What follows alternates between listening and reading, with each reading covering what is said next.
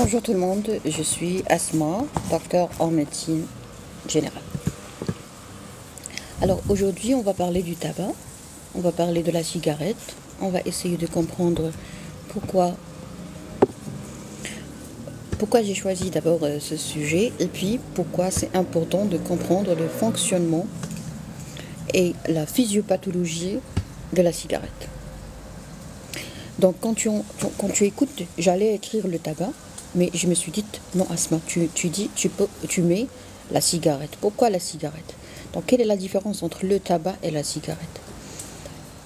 Quand un adolescent, parce que moi je travaille particulièrement avec les adolescents et les jeunes, quand tu dis le mot cigarette, tout le monde va comprendre que tu parles de lui. Or, quand j'utilise le mot tabac, il y a des gens qui prennent ce terme comme étant un terme vraiment scientifique, vraiment dangereux, vraiment très raffiné, très sophistiqué, très administratif, je ne sais pas quoi, d'accord? Donc il y a une grande différence entre le mot tabac et le mot cigarette. Donc pourquoi j'ai choisi ce mot? Eh bien tout simplement pour être plus proche des adolescents qui me suivent ou des jeunes qui me suivent. Parce que quand je te dis, par exemple, l'eau, ça n'a pas la même signification qu'une petite bouteille d'eau ou un petit verre d'eau. Pourquoi? Parce que si je dis l'eau comme ça, il y a des gens qui boivent directement de la bouteille, il y a des gens qui utilisent des carafes, il y a des gens qui utilisent par exemple de petits verres, de grands verres. Donc si par exemple je vous montre des verres différents ou des supports différents d'eau, alors automatiquement je vais attirer l'attention et je vais influencer plusieurs personnes. D'accord? C'est important. Ça rentre dans le cadre de la programmation neurolinguistique et dans l'intelligence émotionnelle, c'est-à-dire je veux communiquer avec toi, je dois te manipuler. Ça, c'est de la bonne manipulation médicale professionnelle. D'accord? Mais sinon, le mot manipulation, il faut toujours garder dans l'esprit que c'est une arme à double tranchant, c'est-à-dire tu peux me manipuler pour me détruire comme tu peux me manipuler pour me traiter. C'est-à-dire, quand je veux traiter un jeune homme, un adolescent qui est tabagique, je veux premièrement gagner sa confiance. Donc, c'est pas évident de gagner la confiance d'un tabagique. C'est très difficile. Voilà, c'est pas évident de gagner la confiance d'un patient, la confiance de quelqu'un, d'un délinquant, la confiance d'un grand tabagique. Pour gagner la confiance de mon patient, de mon jeune patient, qu'est-ce qu'il faut faire? Il faut arrêter de lui faire sentir que tu es supérieur par rapport à lui. Donc, quelles sont les choses et les erreurs que nous n'avons pas le droit en tant que professionnels de la santé commettre? C'est montrer au tabagique ou montrer au patient que tu es meilleur que lui. Alors là, bien sûr, je parle des gens normaux, parce qu'il y a des gens qui ne sont pas normaux et qui aiment vraiment qu'on soit orgueilleux avec eux. Moi, je ne peux pas être orgueilleuse avec les patients, mais malheureusement, il y a des patients qui aiment ça. Je ne sais pas, mais ils aiment, par exemple, je vous dis ça parce que peut-être que vous ne faites pas partie de la première catégorie. Donc c'est important de vous dire qu'il y a plusieurs catégories. Comme ça, vous allez comprendre que peut-être que vous n'allez pas aimer faire des consultations chez des gens comme moi, mais il y aura sûrement d'autres médecins ou des médecins qui peuvent switcher. Par exemple, il y a des patients qui adorent avoir une ordonnance bien bourrée, bouffée, remplie de médicaments, de compléments alimentaires, de pommades. Par exemple, tu lui prescris un anti-inflammatoire non stéroïdien par voie orale, il exige un traitement topique, un traitement local, genre pommade. Par exemple, il y a des gens qui, quand tu lui prescris un traitement anti-inflammatoire stéroïdien avec une antibiothérapie, par exemple pour une sinusite, otite, laryngite, plus bronchite, exacerbation de bronchopneumopathie chronique obstructive. L'essentiel, c'est que toi, tu as donné 2 médicaments largement suffisants pour traiter le problème. Il y a des patients qui te disent, mais moi, je veux un sirop. Donc la forme galénique, regardez, faites très attention à ce que je dis. La forme galénique, c'est-à-dire la forme ou la nature ou la consistance et la voie d'administration du médicament jouent un rôle très important dans l'efficacité du traitement. Un patient qui veut un sirop, il va guérir rapidement avec un sirop. Un patient qui n'aime pas les suppositoires, il ne faut pas l'obliger à introduire des suppositoires. D'accord? Très bien. Alors, quand tu veux t'adresser à un patient, il faut que tu gardes le silence, il faut que tu l'écoutes. Moi, j'ai lu dans un livre américain qui éduque les médecins pour ce qui est de la manière de traiter les patients. J'ai lu dans un paragraphe où on nous a demandé de ne pas et de ne jamais interrompre le patient pendant les 2 à 3 premières minutes. C'est-à-dire le patient tabagique, il est en train de raconter et toi tu gardes le silence. Mais tu dois lui montrer que tu es vigilant, attentif à ce qu'il dit et que tu es bien concentré sur ce que tu es en train de dire. Alors, essayez de toucher combien c'est important de faire attention aux tout petits détails. Voilà, c'est ça la manipulation du tabagique ou la manipulation de n'importe quelle personne souffrant d'un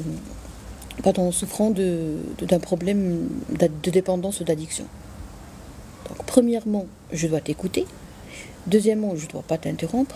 Et troisièmement, je dois te montrer que même si je ne parle pas, je suis bien attentive.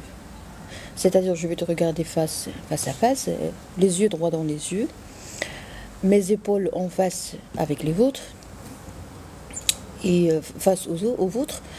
Je dois noter, par exemple, tu me dis, je te pose une question obligatoire, c'est quoi? C'est essayer de quantifier la quantité de tabac consommé. Donc, nous avons une unité qui s'appelle paquet année. C'est-à-dire quoi? Alors, si tu as consommé le tabac pendant 10 ans, je vais te poser la question, combien de paquets par jour? À raison de combien de paquets par jour? Tu vas me dire peut-être un paquet par jour. Donc, 1 fois 10, c'est 10. Donc, c'est-à-dire que toi, je vais écrire tabac 10 paquets année. Si j'ai un autre patient qui était tabagique pendant la même période, d'accord, pendant la même durée, pardon, c'est-à-dire 10 ans de tabagisme, mais il consommait par exemple 2 paquets par jour. Donc, je vais écrire dans son dossier tabac 20 paquets année, 2 fois 10. D'accord? Très bien. Alors, par exemple, toi, je vous ai posé une question et je suis en train de noter. Bien sûr, je ne dois pas vous interrompre parce que vous êtes là pour ouvrir votre cœur, pour déverrouiller vos jardins secrets, pour extérioriser et tout. Mais je dois vous montrer que je fais attention et je m'intéresse à ce que vous êtes en train de raconter. Alors, si je me donne pas la peine d'écrire, de noter en même temps, cela veut dire que vous n'êtes pas important pour moi. Alors ça, c'est un détail qui est très important et auquel on doit vraiment faire très attention, c'est montrer au patient que tu es là pour lui. Mais bien sûr, il faut toujours veiller sur la protection du patient, c'est-à-dire il pourra tomber amoureux de son médecin. Pourquoi? Parce qu'il va se sentir compris pour la première fois, et ça c'est méchant pour lui.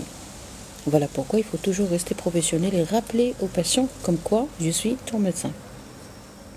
Très bien. Alors, on a dit premièrement, quand on s'adresse à un tabagique, il y a une grande différence entre, par exemple, un tabagique. Alors, permettez-moi juste de vous montrer avant d'entamer ce sujet.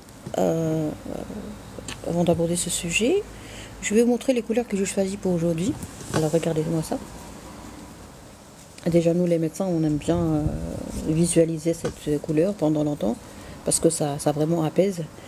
Même si je suis un peu gênée avec les lunettes solaires, mais ce sont des verres correcteurs, donc je ne peux pas les enlever.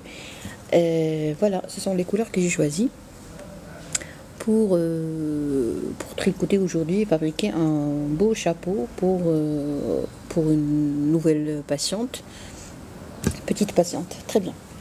Alors je m'excuse, je vais tricoter en même temps, mais je suis bien concentrée sur ce que je vais dire.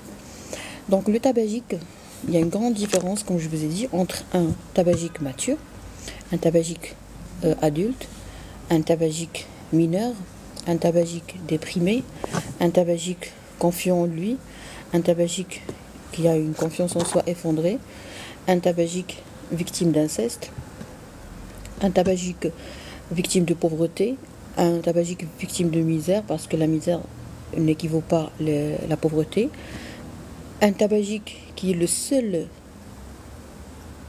Faites très attention à ce que je vais dire, pour savoir que la médecine, c'est pas du n'importe quoi, hein. Est-ce que ce tabagique est le seul, est le fils unique par exemple? Ou est-ce que ce tabagique, c'est le garçon unique dans une fratrie faite uniquement par les filles? Alors ça influence intensément les choses. Un homme qui a des frères n'a pas les mêmes opportunités, si vous voulez, pour développer une personnalité X, comme un homme qui n'a pas de frères. Alors les frères, ils sont très importants. Je parle du sexe masculin, Comment tu as vécu cette solitude? Parce que tu es vraiment solitaire. Tu vivais tout seul, tu n'as pas de frères. Les frères sont très importants. Ne me dites pas il y a des problèmes. Et les problèmes, c'est une partie de la vie. Mais les frères, ils sont importants. Donc un homme qui n'a pas de frères est un homme qui souffre. Point à la ligne. Un homme qui a que des sœurs, c'est un homme qui a plus de responsabilités. Pourquoi? Parce que tu es responsable de tes sœurs. J'imagine. Surtout après le décès de ton père. Donc un adolescent, avant de dire que cet adolescent est malade ou n'est pas malade, est tabagique ou n'est pas tabagique, est tordu ou pas tordu, est hyperactif ou pas hyperactif, il faut chercher beaucoup de choses. Alors moi je me rappelle très bien, quand j'étais stagiaire dans le service, dans le centre hospitalier universitaire, et plus précisément dans le centre de psychiatrie, ok, des maladies psychiques et mentales. Vous savez, le dossier clinique ou le dossier médical en psychiatrie, il est très très très très bien détaillé. C'est-à-dire on est obligé de demander au patient, de demander tout sur le patient. Tout. Même, je vais vous étonner là, même le déroulement de la grossesse de sa mère. Pourquoi? Parce qu'il y a certaines maladies comme la schizophrénie ou la souffrance fœtale, ou le fait d'être un enfant non désiré, ça peut retentir sur l'état de santé psychico-mental des gens. Et on est obligé de demander est-ce que les parents sont malades ou pas. C'est-à-dire même les parents du malade doivent bénéficier de séances et d'interrogatoires et d'enquêtes, et même de consultations. On ne peut pas traiter une seule personne qui souffre d'une maladie psychique ou mentale. Quand je dis tabagisme, automatiquement, c'est une maladie. Vous toujours regarder dans la tête. Tu fumes, donc tu es malade. En France, je pense, voilà, ça a été, je pense en 2015, non, 2015, je pense, 2014, ça a été dans un congrès, je pense, ça a été déclaré comme étant, donc on a commencé à prendre le tabagisme pour une maladie. Ça a toujours été. Je ne suis pas sûre de l'année exactement, mais ce que vous devez garder dans la tête, c'est que si tu fumes, tu es malade. C'est comme si tu as une fracture. Alors si tu trouves quelqu'un qui fume et qui te dit je suis vraiment à l'aise dans la cigarette, tu le laisses à l'aise. Voilà ce que nous avons appris nous. On laisse les patients à l'aise. Tu veux développer un cancer, tu es libre. Tu veux développer une maladie cardiovasculaire, tu es libre. Mais je suis dans l'obligation, et c'est vraiment impératif, de donner des conseils et de dire aux patients, d'expliquer aux patients la relation entre son comportement et la survenue des maladies. Tu veux nuire à ta santé, ok. Mais je suis obligée de vous dire que vous êtes en train de nuire à votre santé. Et voici le mécanisme par lequel vous allez détruire vos organes. Alors si vous voulez détruire vos organes, cela veut dire que vous avez un profond problème de l'amour de soi. Ça peut nous arriver tous. Avec un esprit sportif, je vais partager avec vous un détail très important.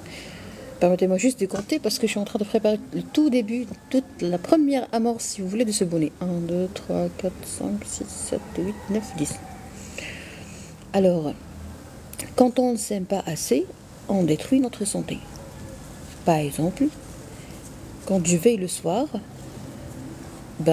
c'est vraiment injuste de ma part. Et aujourd'hui, ce matin, j'ai décidé de ne plus veiller le soir, pour n'importe quelle raison. Je vais m'aimer. Je sais que je m'aime, je sais que je m'aimais, mais des fois j'oublie que je m'aimais. J'oublie que je m'aime. Alors qu'est-ce qu'il faut faire? Il faut, alors là c'est un conseil que je vais partager avec les tabagiques aujourd'hui. Le corps est quelque chose de précieux. Mais nous tous, même les médecins, on oublie de temps à autre qu'on est précieux. On oublie qu'on est important. On oublie que nous méritons tout le plaisir, nous méritons de vivre, nous méritons toute la santé, nous méritons toute la prospérité, nous méritons toute la joie, nous méritons d'être traités comme des princesses, comme des princes, comme des rois, comme des reines. D'accord? Alors, qu'est-ce qu'il faut faire? Il faut de temps à autre parler avec quelqu'un. Alors moi, j'ai parlé avec une dame de qualité. Je ne peux pas dire de qui s'agit-il, mais je lui ai dit aujourd'hui, ce matin, elle est de ma famille, donc je lui dis, tu sais, ça fait bien longtemps que je n'ai pas écouté mon corps et j'ai l'impression que j'ai repris cette habitude. Et puis elle m'a donné des conseils, vraiment, je ne peux pas les partager avec vous parce que d'après mon expérience dans les lives, j'ai remarqué que quand je parle de ces choses-là, vous me prenez pour une faux-folle. Bien sûr, pas tout le monde. Il y a des gens de qualité qui me suivent et qui m'encouragent à donner plus. Je vais vous donner juste 5% de ce qu'elle m'a dit. Elle m'a dit, si on découvre qu'on n'écoutait pas notre corps assez, cela veut dire qu'on est déjà sur la bonne voie.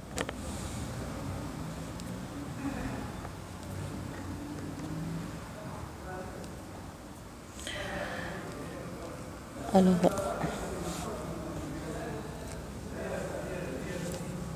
voyez comment les gens de qualité nous encouragent.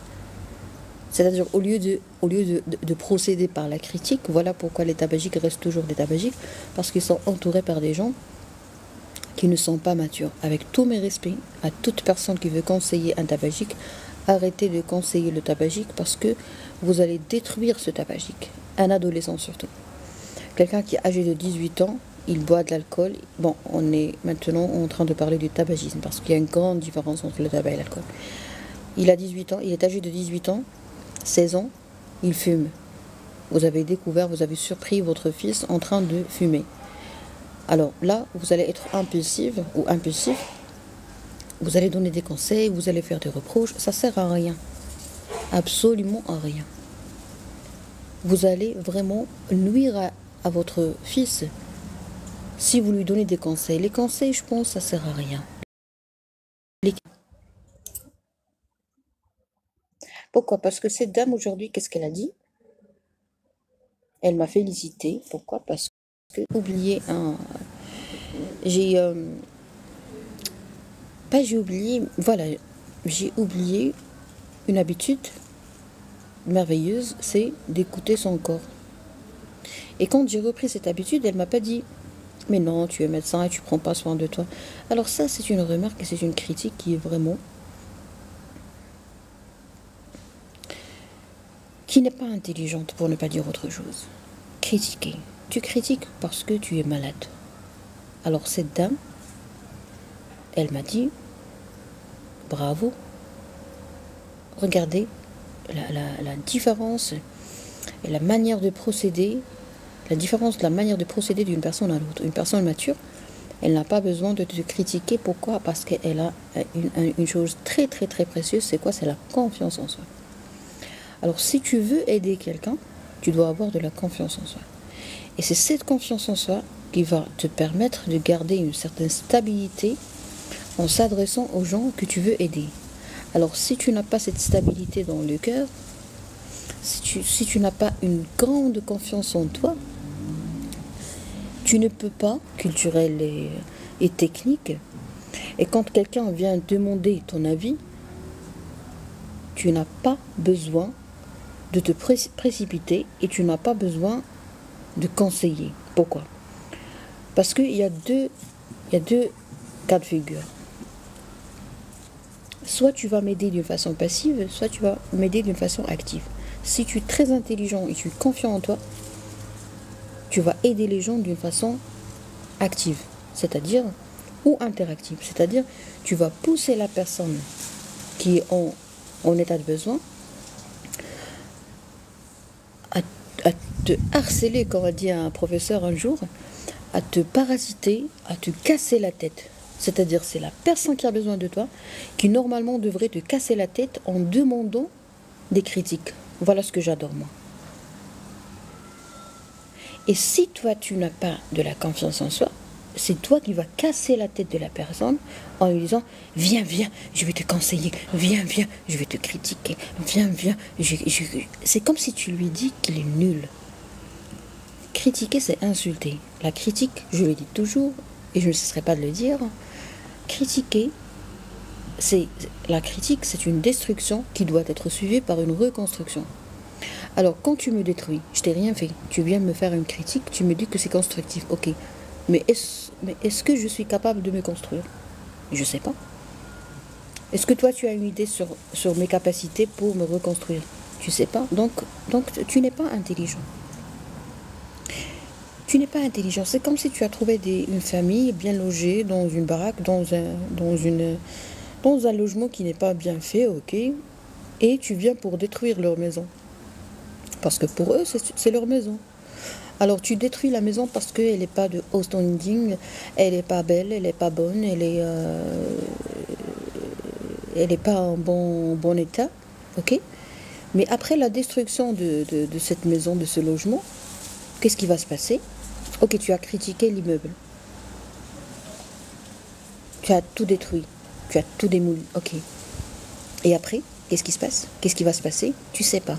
Donc, toute personne qui fait quelque chose et qui ne connaît pas la suite, qui ne connaît pas les conséquences, c'est une personne qui est immature.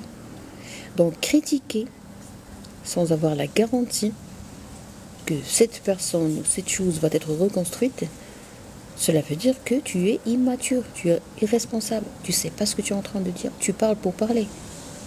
Alors si tu parles pour parler, voilà pourquoi moi je n'aime pas les critiques. Alors, pourquoi je vous ai dit tout ça? Eh bien pour vous montrer que la personne tabagique n'aime pas les blablas. Il fume, laisse-le fumer. Laisse-le brûler ses poumons. Je te dis une seule fois. Monsieur, s'il vous plaît, vous avez un problème de santé. Vous avez eu une attaque, brain attack, un AVC. Vous avez eu une coronaropathie. Vous avez eu un infarctus du myocarde. Vous avez eu un problème. Cela est dû au tabac. Si vous arrêtez de fumer, vous allez réduire le risque. Donc, je vous invite à penser à sevrer, on est disponible. Alors, si le patient ne vient pas me casser la tête pour arrêter de fumer, je ne dois pas me casser la tête. C'est son corps à lui. C'est son corps à lui. Pourquoi en médecine on nous dit ça? Parce que ça ne marche pas. Il y a plusieurs études qui ont été menées pour montrer est-ce que ça va être efficace d'imposer une sensibilisation bien concentrée si vous voulez, et ça n'a pas donné de résultat.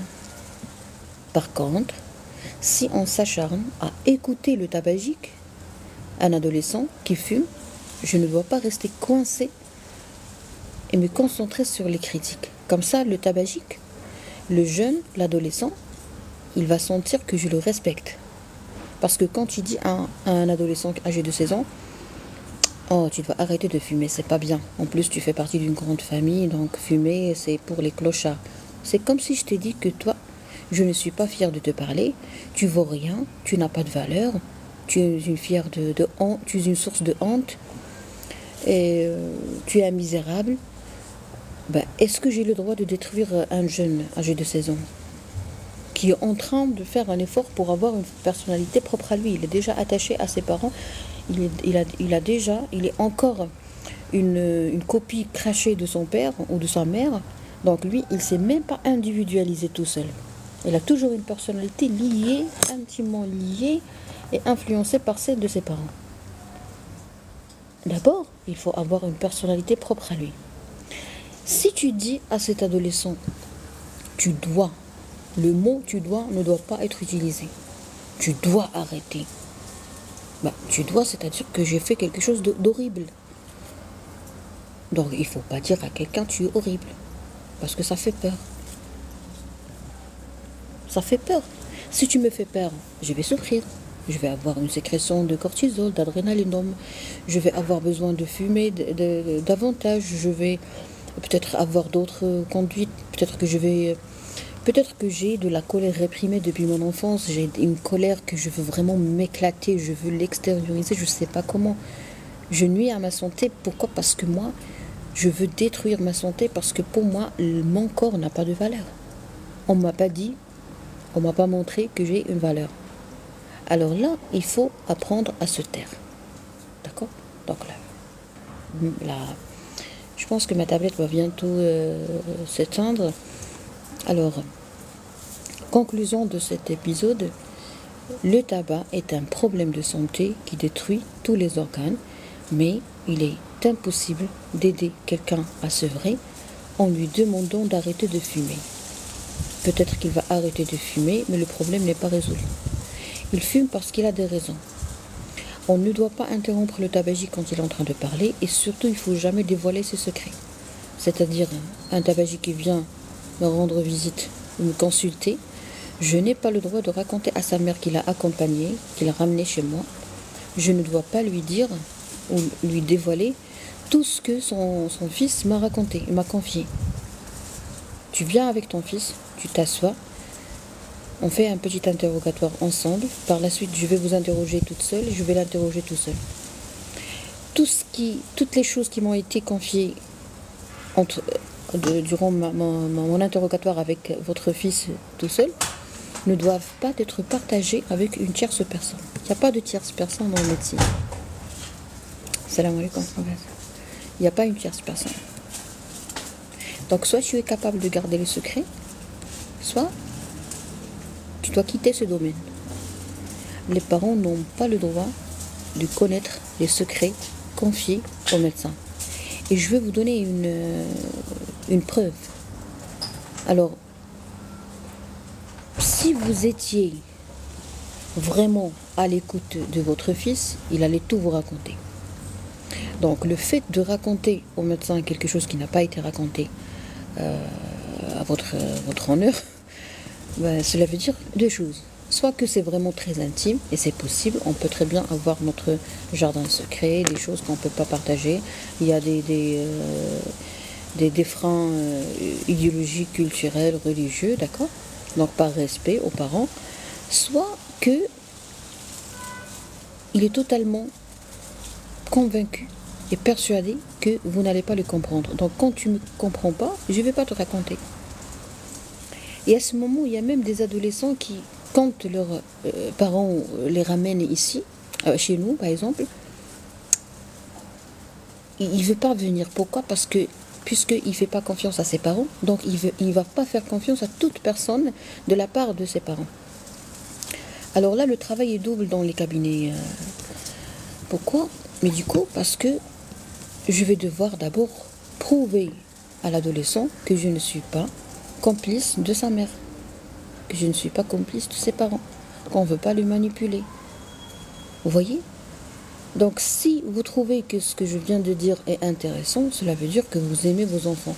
Si vous trouvez que ce que je suis en train de dire ne va faire que gâter les enfants, cela veut dire que vous avez un problème de confiance en soi.